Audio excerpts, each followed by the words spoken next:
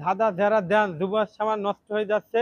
ধাঁধা যদি ভাঙ্গাই না দেন তাহলে এইসব ধাঁধা দেবেন না। আমি অনেকদিন দেখতে আসছি যে ফেসবুক ইউটিউবে যারা ধাঁধা দেয় এতে আমাদের লজ্জায় মাথা নিচু হয়ে যায়।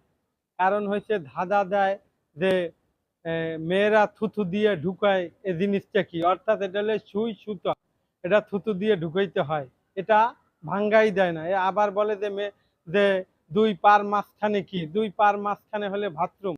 এটা তারা ধাঁধা দেয় কিন্তু ধাঁধা ভাঙ্গাইয়ে দেয় না।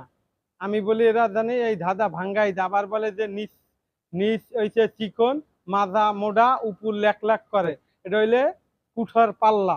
কিন্তু এটা ধাঁধা ভাঙ্গাই দেয় না, এটা বলে এমনি বলে যে ভাঙ্গাও। আবার বলে যে রাত্রে মেয়েদের লাট লিবাইয়া কি করে, রাত্রে লাট লিবাইয়া ঘুমায়।